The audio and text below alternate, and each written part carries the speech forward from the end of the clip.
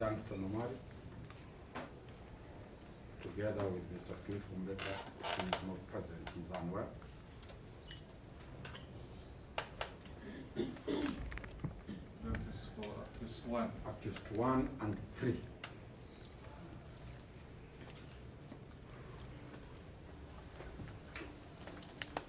For accused 2,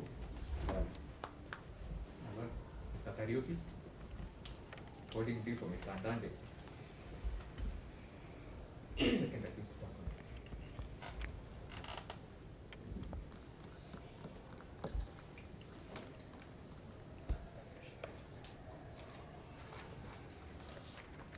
Lord, for the fourth accused person, Mr. Victor Arika, is present. Good morning, Your Lordship.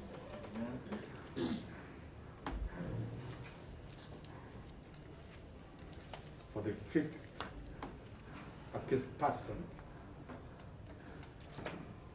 Madam Martina Swiga, Good afternoon, my lord. Present. together with Mr. Shadrach Wamboi. Mr. Shadrach Wamboi is engaged also.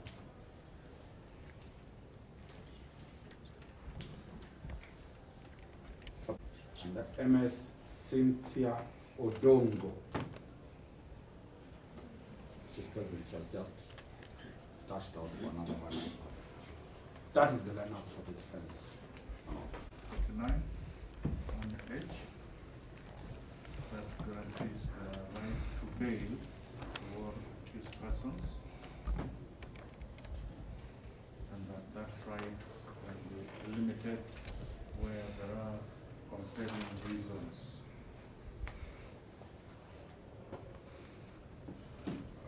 On the issue of compelling reasons, I think we are together on this, both on the bail bond policy guidelines and the decisions of the various courts, and what would be considered to constitute compelling reasons. I've listed them there.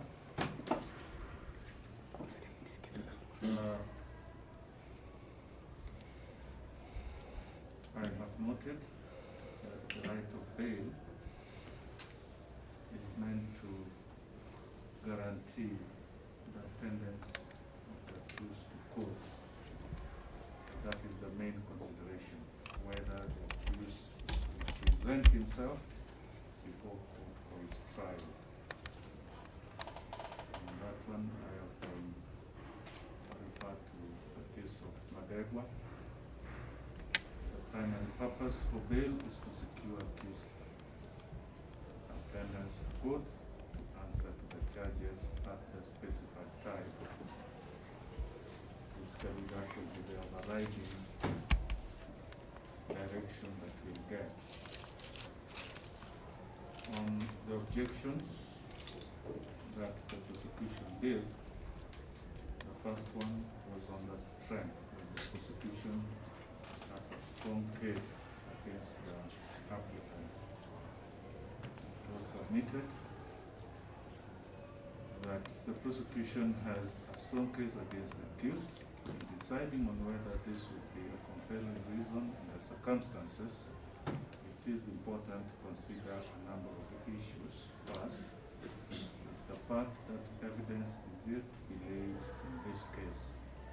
This court is therefore not in a position to determine at this stage whether or not the prosecution has a strong case against the accused. The second issue is in consideration of Article 50, 1A, on the rights of an accused person to be presumed innocent till proved otherwise. In effect, therefore, we will need the prosecution's case against the accused is strong until such evidence is proved to be so strong by the court that the accused remains presumed innocent. The net effect of this is that since the court has not had the opportunity to weigh the evidence of the prosecution, it would not be possible to reach a conclusion that such evidence is strong as submitted. I am therefore convinced that this ground on its own can be a compelling reason good enough to justify denial of the right second issue that was raised.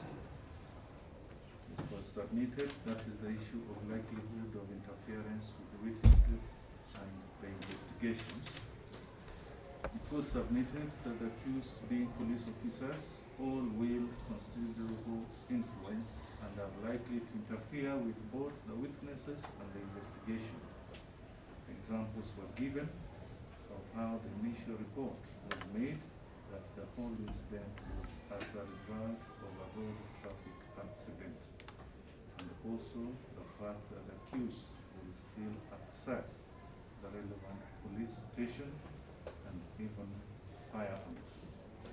It is the firm position of this court that for the prosecution to succeed on this ground, it must show the court that the accused or accused have interfered or attempted to interfere with such witnesses, and the same must be shown to have been direct or indirect, so that it's not enough for the prosecution to merely allege the same.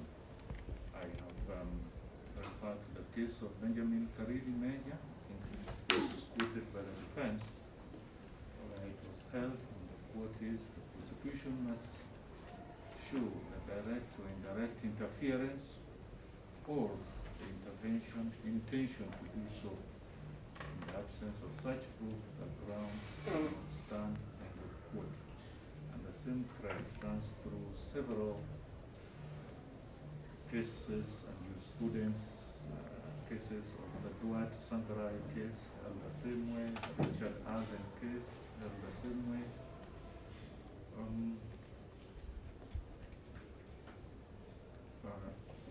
And the cases that were referred to this court, cases of this court, were referred to by accused number 4. The prosecution in the instant case has not shown as against any of the accused any interference or attempt at interference with any of the prosecution witnesses or with the investigations. This court has further noted that the accused have all been placed on interdiction and will probably not have the benefit of all the privileges of serving police officers. Some of them, if not all, have even been said to have been transferred to other workstations. In the absence of any specific proof by the prosecution, the submissions of the prosecution appears that the prosecution probably have. It is the view of this court that the fears of the prosecution, however genuine, cannot amount to a compelling reason if the same are not sufficiently proved. The third issue was the issue of public order. The prosecution submitted that as a result of this incident, riots erupted in Embu County, leading to clashes between the police and members of the public, and that more lives were in the process lost and property destroyed. That there is likelihood of such breach of peace should the accused be released on bail. The same submissions were made by the interested parties herein, that is the Law Society of Kenya and England.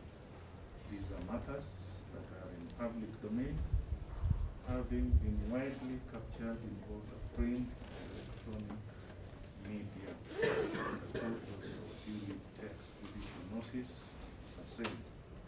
This court, on its own motion, called for a social inquiry report from the Probation Office, which reports dated 14th of October 2021 are duly prepared and filed in court, and I have duly considered the reports. From the reports, it is clear that the community of Kianjokoma are against the release of the accused out of fears of reprisals from the accused. This court must therefore consider the fears and views of the community and the victims, side by side the rights of the accused accused to bail. It is on record that the accused have all been interdicted and possibly transferred from the locality. They would therefore not be within the jurisdiction of the police station as to cause any practical danger to the community by the fact of their release. This court will review that such fears of the community will be allayed if this court puts in place strict and appropriate terms of bail for each of the accused. On protection of the witnesses, I have reached the same position. I acquit them as members of the same community, and I reached the same finding. On the lack of places overboard, that was the fifth ground of objection. Again, the court's intervention suo motu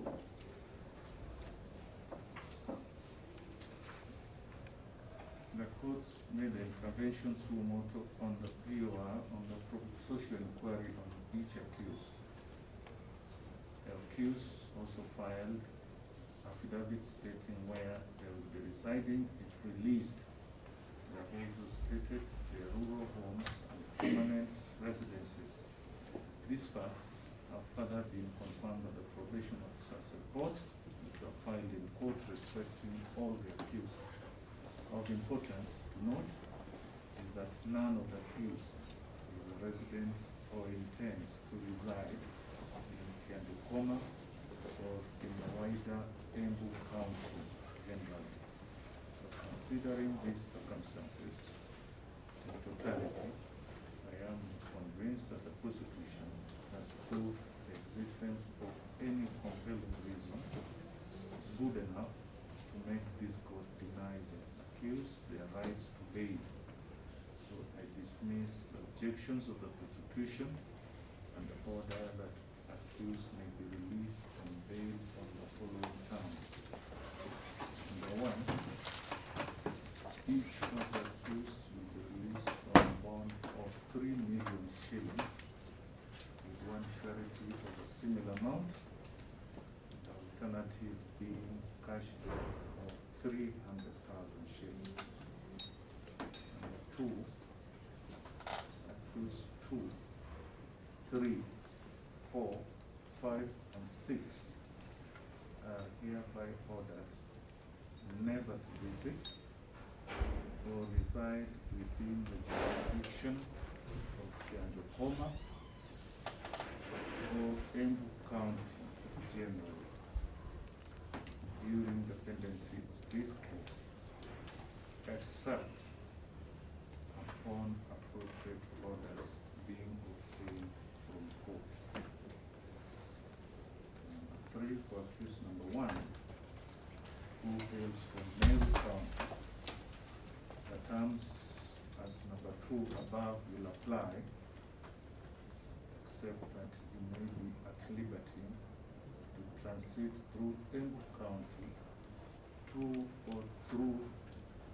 or from his home county Meru, and in any case, he shall not go within 10 kilometers of Kianjokoma jurisdiction without an order of this court.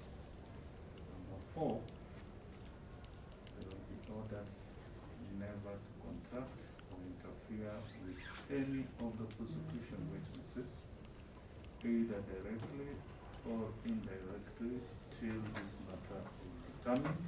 Number 5, that for each of them, before their release, they shall specifically furnish the details of where they will reside during the pendency of this case, and they shall also furnish particulars of at least one contact person. We shall include copy of identity card of that person, contact person, and the telephone number. And of course, the last is that they will be expected to attend court at all times, as will be ordered from time to time, till until the matter is determined. Those are the orders that I have made.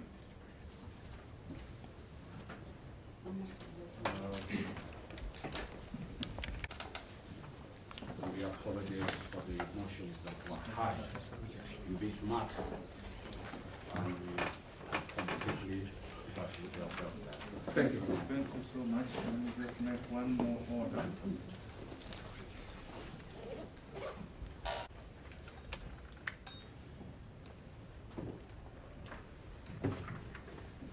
The orders I'm giving relate to, I have noted, and it also does not have a hearing date.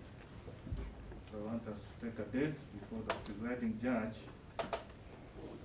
anytime next week, when those directions will be given. Maybe let's say on time.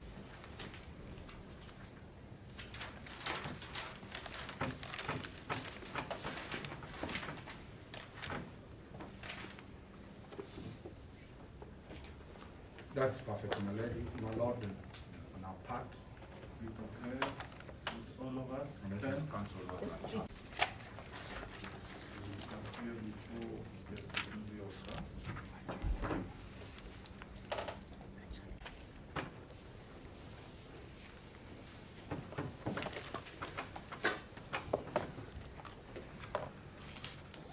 I believe those should be certified copies of actually. You must have left now. My lord, there was an application in this court. There's an application to quash the charge sheet. There is an application pending. On the 10th of November, you'll get what you'll hear those matters. Much obliged. Good. Thank you very much. I think those are the orders that we were waiting for in this one. I can go to the next. Wewe simama bwana, wacha mali aongee bwana. Kama hivi.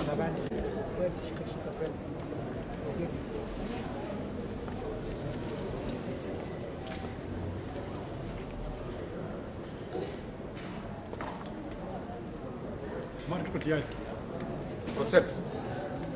Siweke hiyo beti. Hadi tamaliza. Iwezi. Unaegana good.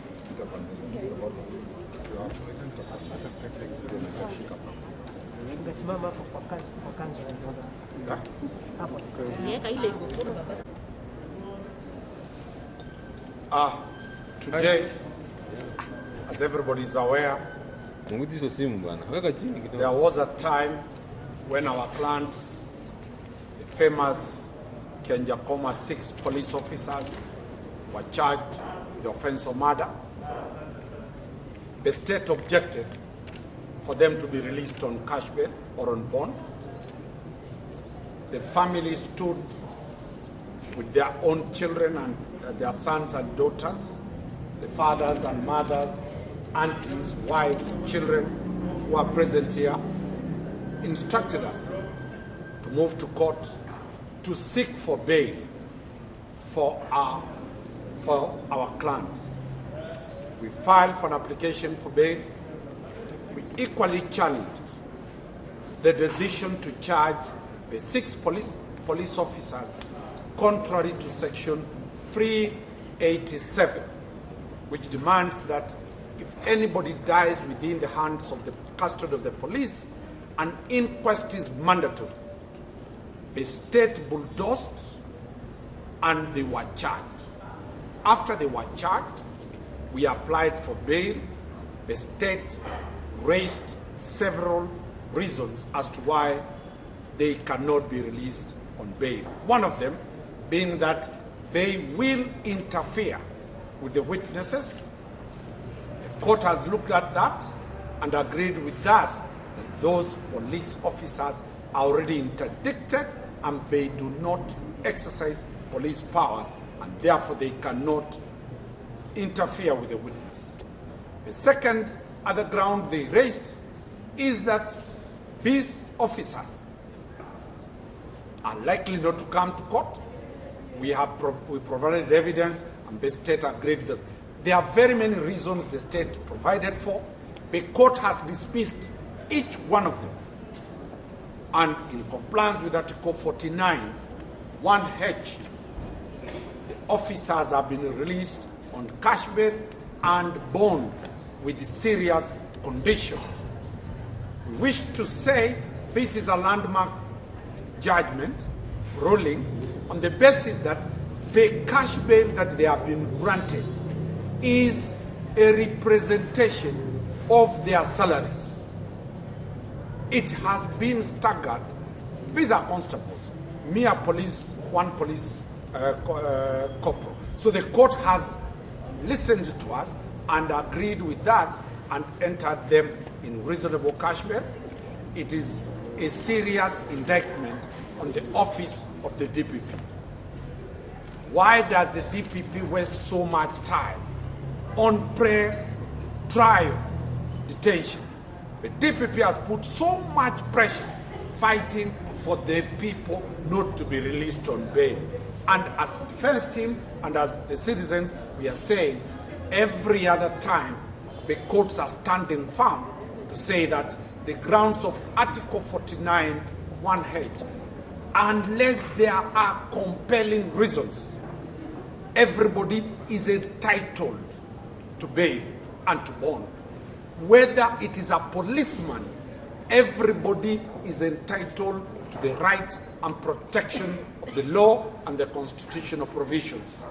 So, for what you are seeing, the police force also have benefited for the protection of the Constitution. Two, we are also raising this question. The argument being projected all over that these 6 people murdered, we stood here and put it very clearly that these are mere allegations.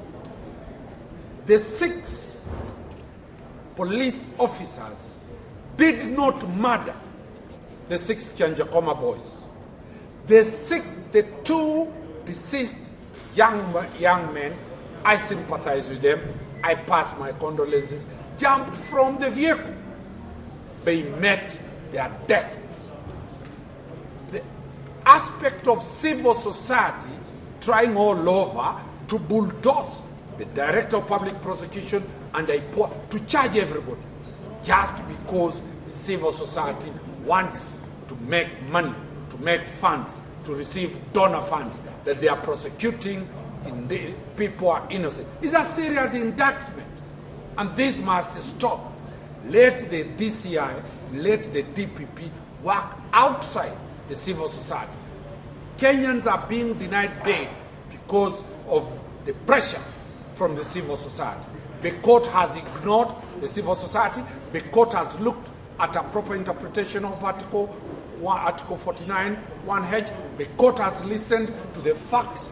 The courts has seen the parents who are here and has released the police officers. And to me, as a practicing advocate in the criminal court, I do appreciate the interpretation of the court. In line with this, another landmark ruling was delivered by Justice Nsioka on the question of mental assessment. The ruling is likely to be out today. We raised the question in another police matter where a police officer was charged. He's supposed to be charged, and the state wanted him to undergo a mental assessment. We raised an objection because it is not based on any law. We argued the matter. The judge on Monday gave a landmark ruling saying that mental assessment is not mandatory. It is optional. So I hope the state and the DPP, if it do not appeal, it is no longer part and parcel of the process of somebody taking plea. It has been a system that clogs the system, and we have a backlog for nothing. For the criminal courts to move forward and have no backlog, my proposal and the law firm of Mr. Kimugaka's proposal is one: there is no need to oppose bail. Let everybody be granted bail. Upon that person failing to comply with the terms of bail, then the police will arrest and cancel that bail. The DPP is listening. Number two, on the question of taking people for mental assessment, the court, Justice Isyoka, has pronounced that it is not in any constitutional provision, nor is it in any statutory provision. They are practices and customs not known in law, so therefore it is not law.